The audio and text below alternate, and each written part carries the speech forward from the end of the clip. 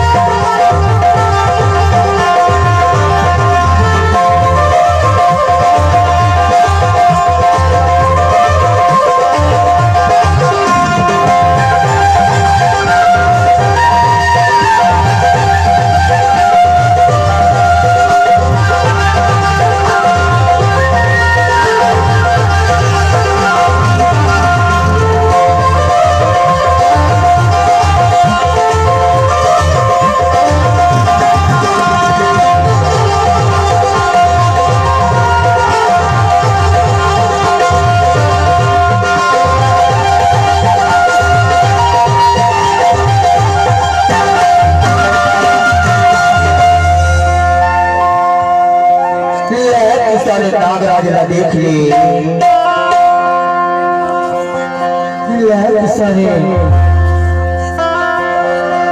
नागराज के दर्शन कर ले। अरे कोनो देगा कौन है?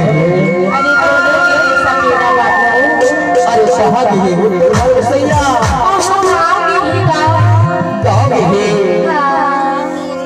अरे किसानी भाई अरे कहीं तो हम किसानी सुपर भर नहीं देवे पहली भर देवे और पहली भर नहीं देवे तो ठोवा भर देवे दूध के खाए तो तो नाम रहू किसानी। अरे तुम्हारे घर के दवाइयां नहीं लेगा किसानी भाई का सपेरा अरे रानी रानी के साथ अवानी बानी की जड़ी बूटी ला हमारा रख के तेरे गांव गया हां यही जड़ी बूटी के बदले हमारे साथ ला मछली सही पकड़ के चल किसानी ले किसानी नागराज ने देख ले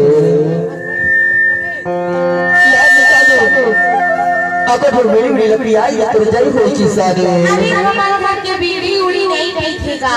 नहीं ले किसानी पर दुआरी के बोला भगाई ले किसानी।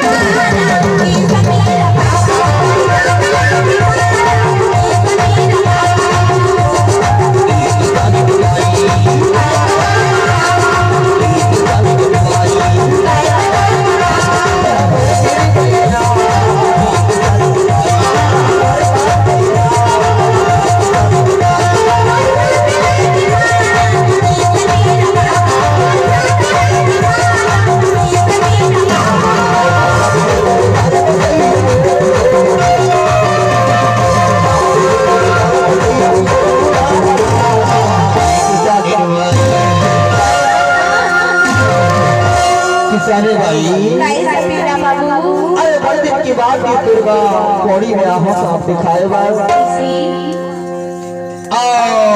कतक बार आवत रहो पर आज की गई कबनी का मुलाकात हुई सही है का एक से ती बढ़िया मन लगा कि मैं नागराज के दर्शन कर ले था तेरा बोले तेरे में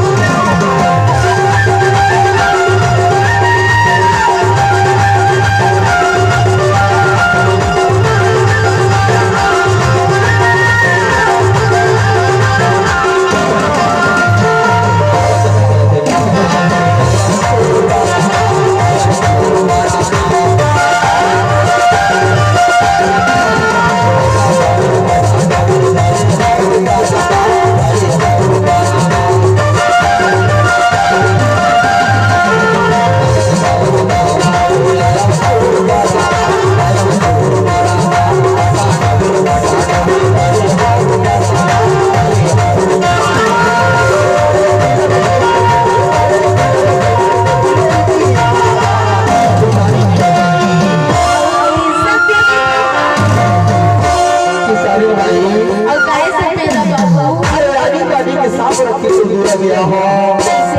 तेरे पास बुद्धि है इधर पहली साफ है इधर पर सुषमा जी आनी वाली की साफ है ऐसे तब देखा का तेरा मोर तेरे में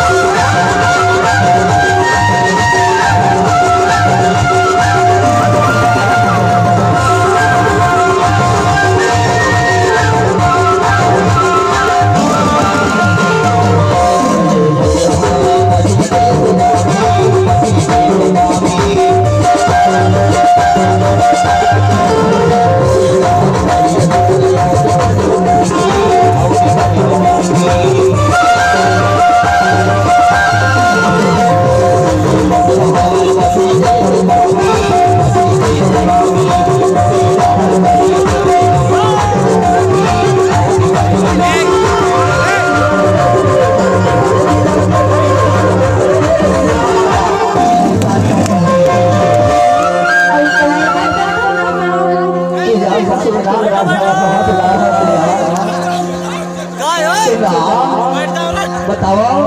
तो हमारे दिल में